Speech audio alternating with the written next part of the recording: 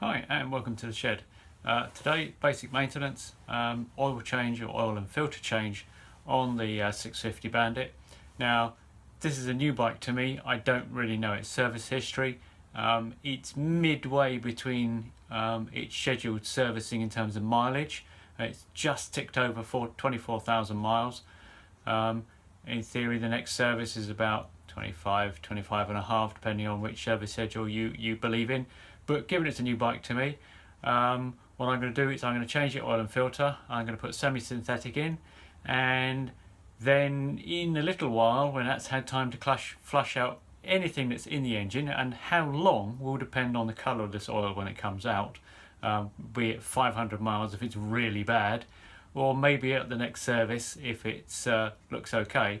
I'm going to be going fully synthetic because this is going to be my commuting bike, and it's going to pick up a lot of miles because I've moved to a new location, or I will be. I'm still negotiating exactly where, but my mileage is going to be going up quite a lot. So I need something reliable, and one way to do it is to run synthetics because it reduces the air in your wear in your engine. So let's have a go and see what this bike is like, because this is a brand new bike to me. I've not done anything with it yet. Right, so drain belt is underneath the engine here. Oil filter is up here, and so one problem with the Bandits is they're always quite hard to actually get to the oil filters. Now the engine wants to be warm, but not so warm you're going to burn your hands on these header pipes, and it is really difficult to get in here. There isn't enough room to really get your hand in there easily and get at it. That's why with these I do prefer to use a tool to get onto them. I have sometimes used K&M filters because they've got that little nut on the end that you can get a spanner onto.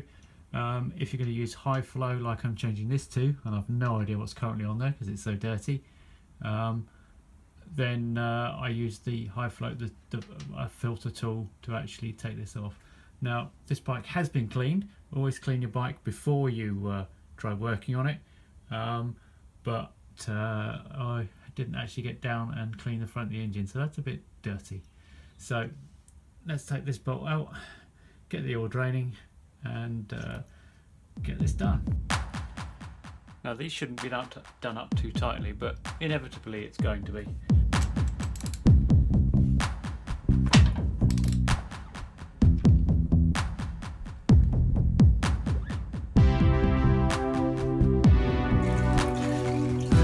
Sorry, slight camera malfunction there. I used a 6-sided socket in the end because that was a bit tight to come out, and I didn't want to damage or further damage the head of this. So it's a non-magnetic sump plug that's in there at the moment. Probably a good idea to replace it with magnetic, just so you can get a visual check on what the health of your engine is like. So while that drains, and remove the filler plug,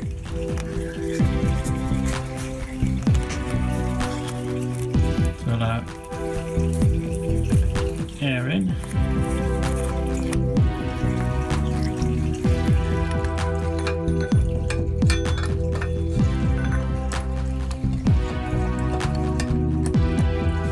Let's get the filter tool onto the filter.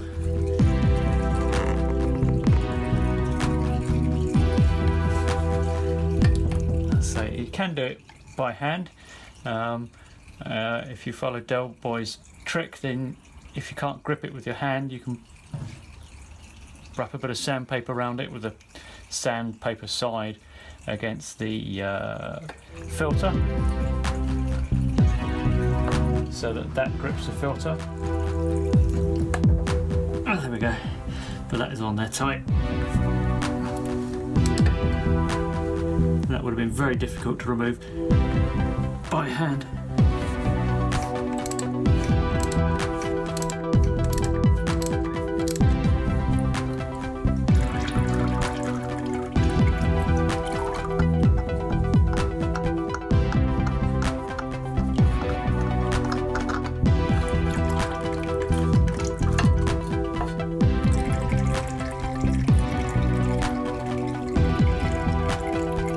Modern filters come with a plastic cover over them because the ring here, the rubber seal, has been pre-lubed. If yours is dry here, just get a bit of clean engine oil and just lube it up. What you want is when this makes contact with the mating surface, you want that seal to actually slip a little bit as you tighten it up. What you don't want is for that to drag and then not tighten it up enough because you think it's tighter than it really is. Mechanics sometimes don't bother oiling, partly because they come pre-oiled and partly because they're just going to tighten them up anyway and they know what they're doing. So get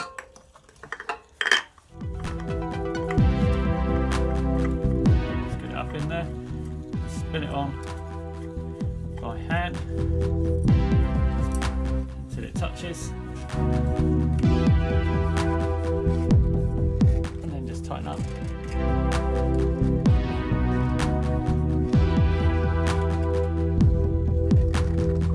It's hand tight now.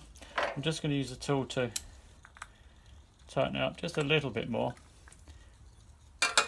because I'm not confident, given the angle of getting your hand on there, that I've actually got it tight.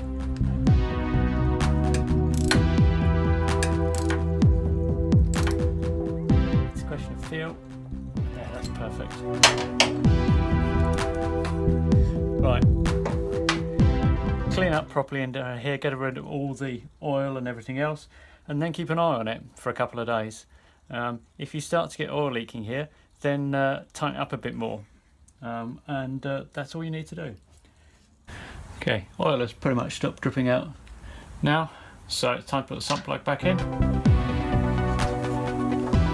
Just going to put a smear of Hydermar on the threads of the sump plug.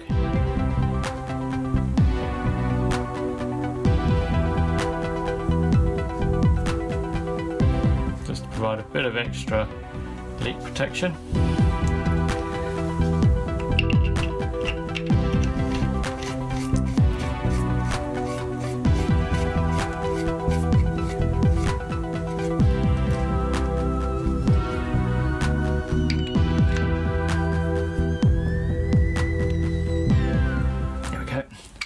Just snug it up tight, don't lean on it, and again have a look underneath, keep an eye on it. If you start to get oil weeping out of it, tighten up a little bit more. Okay, so 10W40, I'm using a semi-synthetic oil. Now I'm going to use about 3 litres or so to fill it up, so I can see by the markings on here where I'm going to be, so I'm going to end up about here. But what I'm going to do is keep an eye on the sight glass as I fill it. Now you can use a funnel, bit hit and miss in my experience with funnels, or you can just, if you're careful and have a steady hand, just pour it in directly.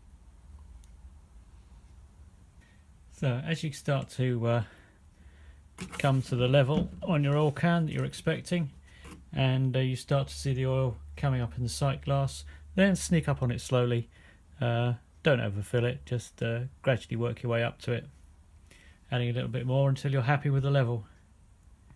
Sight filler is now pretty much up to level now, but bear in mind there's no oil in the oil filter yet because we've just changed that, and that won't fill until the engine's run. So what we need to do now is put the filler cup back in.